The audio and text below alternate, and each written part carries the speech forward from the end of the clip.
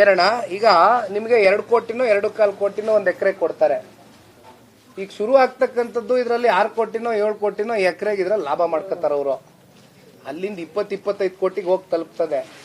ಏನಾದರೂ ಇದು ಪ್ರಾಸೆಸ್ ಹೋಗ್ತಾ ಹೋಗ್ತಾ ನಿಮ್ ಕಿವಿಗೆ ಬೀಳ್ತದೆ, ಏನಪ್ಪ ಸರ್ಕಾರ ಇಷ್ಟು ಲಾಭ ಮಾಡ್ತಾವ್ರಲ್ಲ, ಇಲ್ಲಿರ್ತಕ್ಕಂಥ ಯಾವುದೋ ರಿಯಲ್ ಎಸ್ಟೇಟು ಅದೆಂಥದ್ದು ಯಾವ ಕೊಡ್ತಾರ ದೇವ್ರಿಗೆ ಗೊತ್ತು, ಪ್ರೈವೇಟ್ ಏಜೆನ್ಸಿ ಬಂದು ಇಷ್ಟು ದುಡ್ಡು ಮಾಡ್ತಾವ್ರಲ್ಲ ಅಂತ ನಿಮಗೆ ಗೊತ್ತಾದಾಗ ನೀವು ಪ್ರಶ್ನೆ ಮಾಡ್ತೀರಾ ಇಲ್ವಾ?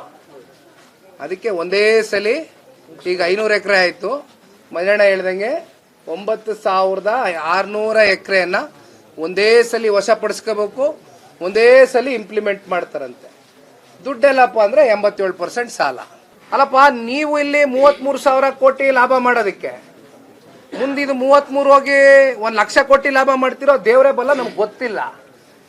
ನಿಮ್ಮ ಲಾಭದ ನಿಮ್ಮ ಒಳಗಡೆ ಲೆಕ್ಕಾಚಾರದ ಹಿತದೃಷ್ಟಿಯಿಂದ BMRDA ಒಳಪಟ್ಟಿರ್ತಕ್ಕಂಥದ್ದು ಬೆಂಗಳೂರು ನಗರದ ಸಾರ್ವಜನಿಕರ ಆಸ್ತಿಪಾಸ್ತಿಯನ್ನ ನೀವೇನಾರು ನಾಗರಿಕರಿಗೆ ಕೇಳಿದ್ರ?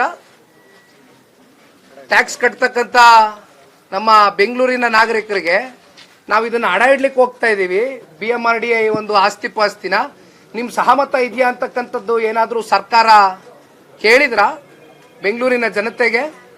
BDA ಇಂದ 2,000 ಕೋಟಿ ಈಕ್ವಿಟಿ, BMRDA ಇಂದ 3,650 ಕೋಟಿ ರೂಪಾಯಿ ಅಡ ಇಟ್ಟವ್ರೆ ಗ್ಯಾರಂಟಿ. ಈ NOC ಬರೋವರೆಗೂ ಅದು ಮಾರಂಗೂ ಇಲ್ಲ, ಲೀಸ್ಗೂ ಕೊಡಂಗಿಲ್ಲ. ಹೆಚ್ಚು ಕಮ್ಮಿ 87% ಸಾಲ.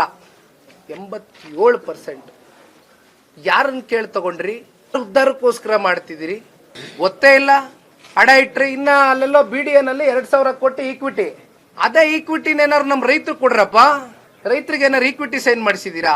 ಇಲ್ಲೆಲ್ಲ ಓದ್ತಾ ಹೋಗ್ತೀನಿ ಬೇಕಾದ್ರೆ ನಿಮಗೆ. ಹಣಕಾಸಿನ ಇಲಾಖೆಯ ಅಧಿಕಾರಿಗಳು 9,000 ಕೋಟಿ ಗ್ಯಾರಂಟಿ ಸರ್ಕಾರ ಕೊಡೋದಕ್ಕಾಗೋದಿಲ್ಲ ಅಂತ ಹೇಳಿದ್ರು ಕೂಡ ಇದನ್ನ ಗಾಳಿಗೆ ತೂರಿ ಮಾನ್ಯ ಹಿಂದಿನ ಗೌರವಾನ್ವಿತ ಮುಖ್ಯಮಂತ್ರಿಗಳು ಕ್ಯಾಬಿನೆಟ್ ನಲ್ಲಿ ಇದಕ್ಕೆ ಅನುಮೋದನೆಯನ್ನ ಕೊಡಿಸ್ತಾರೆ. 9,000 ಕೋಟಿ ಸರ್ಕಾರದ ಕಡೆಯಿಂದ ಗ್ಯಾರಂಟಿ.